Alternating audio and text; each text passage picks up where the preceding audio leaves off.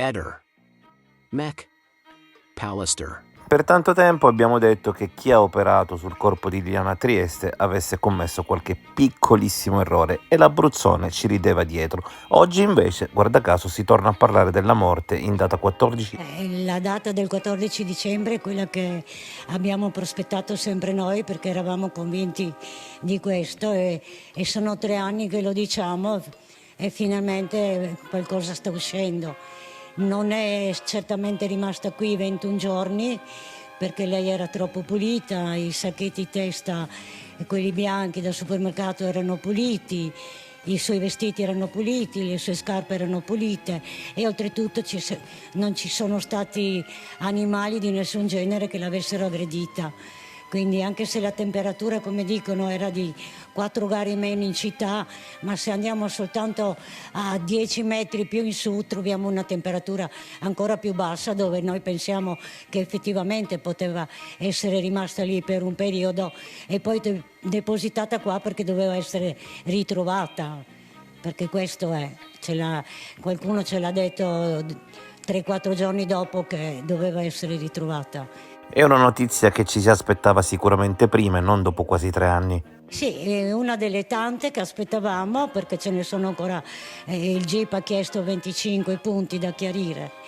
Nessuno per esempio parla mai di tutti i soldi che erano in casa, nessuno parla mai della GoPro che mancano dei video, nessuno parla mai dei telefoni regalati a destra e a sinistra e tante altre cose scritte dal GIP. Ce ne sono 25, adesso non mi ricordo tutte. Liliana avrebbe potuto sparire per sempre e l'autopsia non ci avrebbe dato nessuna risposta, ma il suo corpo è stato poi ritrovato e tutti crediamo di sapere perché ciò sia avvenuto. È molto semplice, l'ha detto Sebastiano, l'ha detto. Perché senza il corpo bisognava aspettare 10 anni per la morte presunta, quindi lui non aveva né la pensione né i soldini in banca di Liliana. Ma questo l'ha detto lui a casa mia davanti a testimoni. Noi non ce le inventiamo le cose, noi quello che diciamo e che abbiamo detto in questi 3 anni in televisione l'abbiamo detto agli inquirenti, l'abbiamo scritto, sottoscritto, si può dire giurato, ma nessuno mai ci ha creduto, nessuno mai ci ha chiamato a constatare le differenze tra le sue dichiarazioni e le nostre. Ci sono 10 persone, se non più, che adesso vado a memoria, che hanno fatto il SIT e nessuno mai ha chiesto spiegazioni, nessuno mai ha ribadito le sue contraddizioni. Da un giorno all'altro poi, non è che da un anno all'altro lui ha cambiato versione, lui l'ha cambiata subito.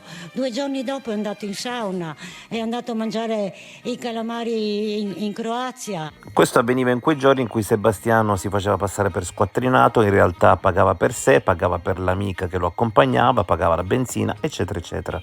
Ha cancellato le telefonate anche della cugina in Croazia, perché? Perché hanno dovuto maneggiare tutti i cellulari? Perché a me e alla bergatrice dice che alle 10, 10 e mezza è rientrato a casa e ha trovato la luce accesa? E poi smentisce. Ma non riesco a capire. Noi siamo delle persone che avevamo una vita tranquilla, una vita normale come tutti e a un certo punto ci ritroviamo una persona che per noi fino in quel momento era una persona a cui, diciamo tra virgolette, stavamo bene perché, come ho sempre detto, io non ho mai litigato con Sebastiano fino a quel giorno. Lui è entrato a casa mia sempre, con mio marito chiacchierava di più, con mio genero chiacchierava di più, ma lui si è sempre comportato bene.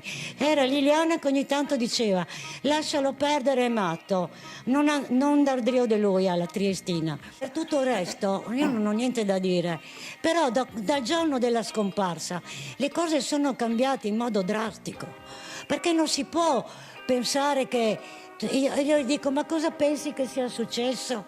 E mi dice salite in auto con qualcuno. Questi erano 2 giorni dalla scomparsa e viene a casa mia invece di fare qualcosa, mettere tutte quelle foto magari sparse per città, fare appelli televisivi. Lui aveva le amicizie nei giornali, nelle TV locali, perché non è andato a fare un appello? Io l'ho visto su Facebook, non è vero che lui ha telefonato a tutti i parenti e amici, Quando l'abbiamo saputo tramite altro, siamo stati noi a chiamare lui. E lui cosa fa? Viene a casa mia per consolarmi. Ma consolarmi di che cosa? Noi stavamo cercando una persona scomparsa. Lui non voleva che andassimo a chiedere aiuto a chi l'ha visto. Perché? Stava lì ad aspettare che la questura lo chiamasse. Liliana, quando doveva, come dire, sistemare le cose in famiglia più o meno importanti, più o meno brutte, lei prima le sistemava e poi te lo raccontava, sai, è successo questo, ho fatto questo e questo. Quindi se lei avesse voluto raccontare di Claudio prima, non aveva motivo di farlo. Perché? Perché oltretutto non era ancora separata da Sebastiano. Come fai ad andare a dire ai parenti, ai fratelli, agli amici, mi sto separando ma sto ancora col marito? L'avrebbe fatto dopo. Io non posso non credere a Claudio su questo, anche perché Liliana è arrivato a un punto della vita dove Sergio, bene o male, stava per andare in pensione, quindi non aveva più bisogno, diciamo così, del suo aiuto. Veronica la nipote, si era laureata, quindi per Liliana fare quel passo sarebbe stata la cosa più naturale del mondo, proprio perché non aveva niente altro da sistemare che la sua vita. Questo è quello che può essere successo. Lei aveva bisogno intanto di una persona che le desse sicurezza e affetto, prima di tutto. E Claudio, che era il suo vecchio amore, mai dimenticato, era la persona giusta. Dopo sarebbe anche venuta da noi a raccontarlo. Una volta a casa mia Sebastiano si stava alberando e io scherzando gli ho detto: beh, guarda, io adesso sono sola, quando sei stufa di lui vieni qua con me che viviamo da regine. Ma era una battuta, peccato che non l'ha colta. Peccato che non l'ha colta, perché se lei fosse venuta da me, io avrei fatto di tutto per aiutarla. Non saremmo qua oggi a parlare di questo. Avremo mai nuove certezze? Ma non sono certezze, l'unica certezza è quella che lei è morta sicurissimamente il giorno 14, è stata, non in questo posto, è stata portata, io l'ho detto e lo ripeterò in eterno, probabilissimamente la notte tra il 4 e il 5 gennaio. Lei è stata conservata da qualche parte, era piena di formiche, ne hanno lasciate solo 4 morte. Le formiche del bosco non muoiono mai fuori tana, non si trovano formiche morte per il bosco, per capirci, perché le loro stesse compagne se le portano in tana, motivo per il quale quelle sono morte schiacciate, quelle che lei aveva addosso.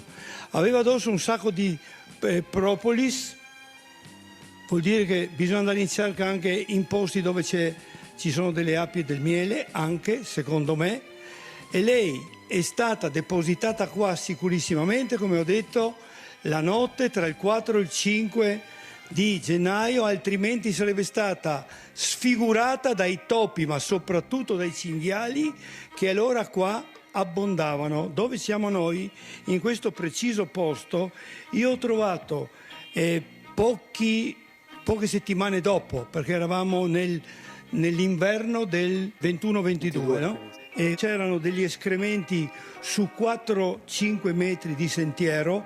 Questo sentiero praticamente era appena una traccia e di fronte a noi c'erano gli scavi che sono stati ripresi da qualche vostro collega, penso di Mediaset, ripresi a lungo proprio come segni, ecco, almeno 3-4 metri di scavi, quelli che fanno i cinghiali in cerca di radici o tuberi dei quali si nutrono, soprattutto d'inverno.